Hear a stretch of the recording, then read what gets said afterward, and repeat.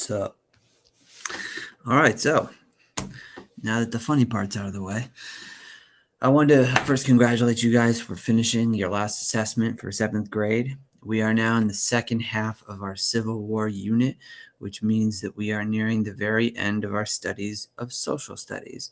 We've covered about 400 years so far. We're in the last stretch, the last 5 years of our studies. It's crazy to think about, but we have made it through everything that we've gone through this year. We are here, and you should be proud of that. So today's lesson is going to be about the first ever violent attack post Lincoln's election. And it is about Fort Sumter, which is an island off the coast of South Carolina, which South Carolina, if you remember, is the first state to secede from the Union and declare themselves part of the Confederacy, or the Confederate States of America, the ones who are fighting to keep slavery around. The Union does not want slavery. The Confederacy does want slavery.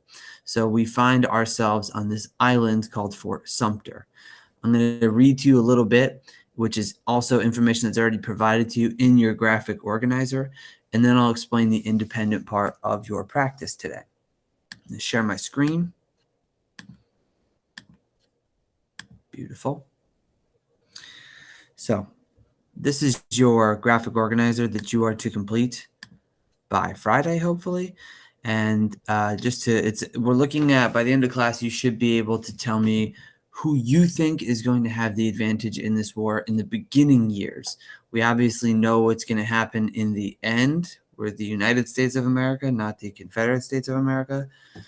So we know that obviously the Union is going to win, but who do you think in the very beginning has the advantage? And we'll look at some statistics that will compare and contrast them a little bit there. This is a 30-point assignment. And so when we're looking at the North, this is the United States flag at the time, and this is the flag of the Confederate States of America. Boo. So let's start in Fort Sumter, South Carolina. I'm just going to read this part to you right here. A few days after South Carolina seceded from the Union, they locked numerous federal generals in the fort on an island in the Charleston harbor. Charleston is a major city in South Carolina on the coast of the Atlantic Ocean. The Union didn't think they needed to claim it as property of the U.S. government. However, the people of South Carolina felt it was property of the newly formed Confederacy. Why? Because it's in the Confederate States of America.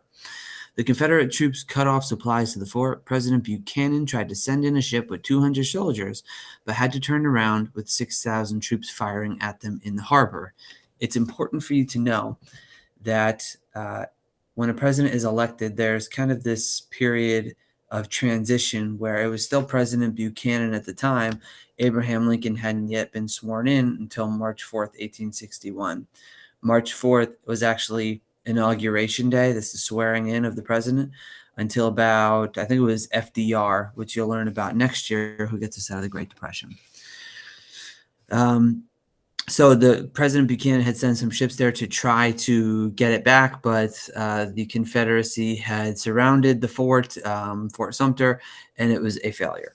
So in February of 1861, about a month before the United States swears in Abraham Lincoln as their 16th president, you have Jefferson Davis, who's sworn in as the first president of the Confederate States of America.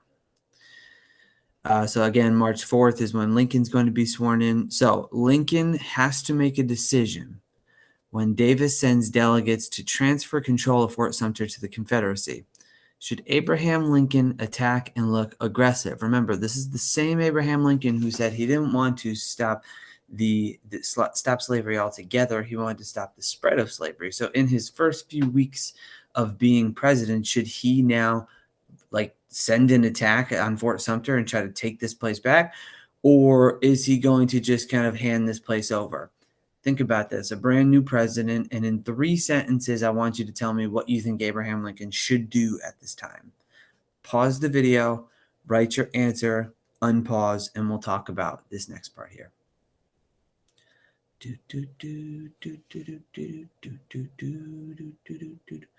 Baby shark. Okay. So for this next part here is the actual compare and contrast of the Union in the Confederacy. The Union, if you're looking here, is on the left-hand side. It is these blue prompts. They are the blue prompts. They are the prompts in the blue box. Blah, blah. And on the right-hand side, you have the Confederacy. Those prompts are in a red box, the same colors as they were kind of nationally identified, although that wasn't the colors of their uniforms.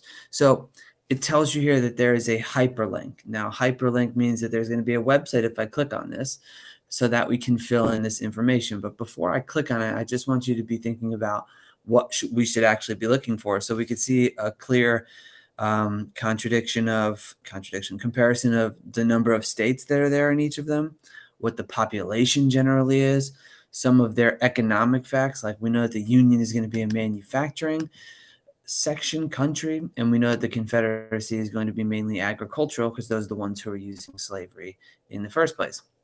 What advantages did the Union have in the ocean? What advantages did the Confederacy have on land? What did the Union want to do as the outcome of the Civil War? And what did the Confederacy, how do they make up for a lack of manufacturing weapons? What do they have to do when they realize, oh my God, we're not a manufacturing country? So when you're looking at this resource here, I want you to understand that all the information is sequential, which means that you'll first find the number of states, and then you'll find the populations, and so on and so forth. To prove that to you, what you'll see here is, okay, wow, yada, yada, yada. Whoa, cool. On paper, the Union outweighed the Confederacy in almost any way. 21 million people in 23 northern states. Whoa, hold on a second. 23 million people in, oh, I'm sorry, did I mix those up? 21 million people, 23 states. You see how that kind of works there? You'll work your way through all the way until you find all this information. I would read this entire article if I were you. You can even preview about this Emancipation Proclamation if that's something that you're interested in.